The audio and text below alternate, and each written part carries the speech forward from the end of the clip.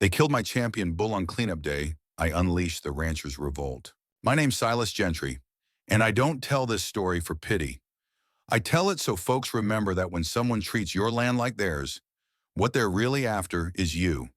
It happened one hot Thursday morning in August, under a sky so blue it hurt your eyes. I just returned from the county fair, where my prize bull Jasper, 1,000 pounds of raw, muscled elegance, had taken home grand champion for the third year in a row. Jasper wasn't just a bull, he was my legacy. Born in a late spring storm, raised by hand after his mother died, he walked beside me like a dog, proud and strong. When you're a fourth-generation rancher like me, legacy means everything. I'd been living on the edge of Pine Hollow Estates for over 2 decades. Long before the developers rolled in, our land shares a fence with the subdivision's greenbelt. They put up walking trails, dog parks, and soon enough, an HOA board. That's when Karen McDougal became president. She wasn't from here. Moved in from Arizona, drove a Mercedes with New Mexico plates for 2 years before registering locally. She never liked my place, said it lowered the neighborhood's visual cohesion, once complained to zoning that the smell of my livestock violated wellness expectations. I thought ignoring her would be enough. I was wrong. It started with letters, then notices, then her HOA goons spraying orange paint on my fence posts, claiming they were reviewing boundaries. I laughed it off until the morning they came with machines.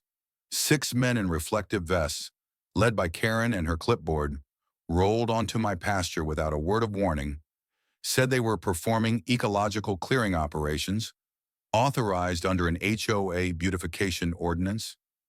I was gutting a hay bale when I heard the engine, the sound of a backhoe chewing the earth. I rushed out, bootlaces dragging, sweat still fresh on my brow, and what I saw stopped my breath. They'd cut the back fence, flattened the line between my grazing field and their buffer zone.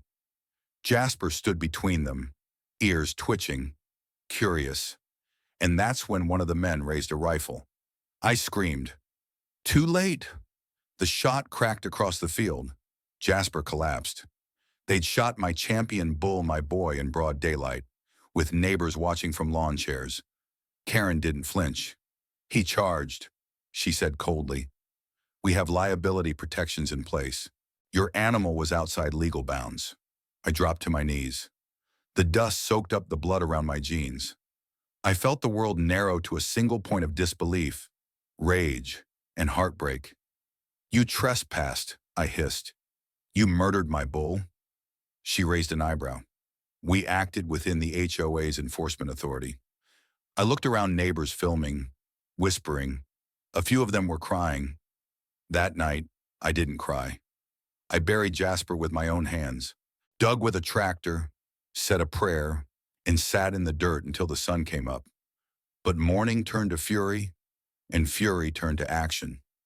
I went to the county office the next morning, got every deed, zoning record, and plat map I could find. My property lines were intact, legal, and registered since 1971. Karen's clearing crew had cut onto my land, passed 2 no trespassing signs, and killed a registered livestock asset valued at nearly $75,000. Worse yet, the rifle they used unlicensed. I reached out to the livestock commissioner, the agricultural bureau, and the sheriff. I filed a formal complaint, but I knew bureaucracy moves slow, so I went local. I talked to other ranchers, old-timers with long memories. Turns out Karen's beautification crew had accidentally trimmed more than one pasture, stolen feed, knocked over fencing, even tried to reclassify some lots as easement zones through shady internal votes. I wasn't the only victim. I was just the one who'd bled first. I built a case, brought it to the Pine County Ledger. The editor, Jim Dorsey, ran a front-page expose, HOA president linked to ranch land destruction, illegal killings. It went viral. The footage of Jasper's lifeless body, the audio of Karen saying we acted within HOA authority, the clip of me sobbing over the bull I raised by hand, it sparked outrage. Online, they called it Chari Justice for Jasper. Protesters showed up at Pine Hollow gates, Neighbors started petitioning to dissolve the HOA. Karen held an emergency board meeting. I showed up with county land surveyors and a cease and desist order in hand. "You no longer speak for this community," I told her, my voice clear as a bell. "You speak for your own arrogance." She tried to argue, claimed the documents were outdated, tried to belittle me in front of the cameras. Then I dropped the twist. Turns out one of her board members, Linda Cho, had been forwarding me internal emails.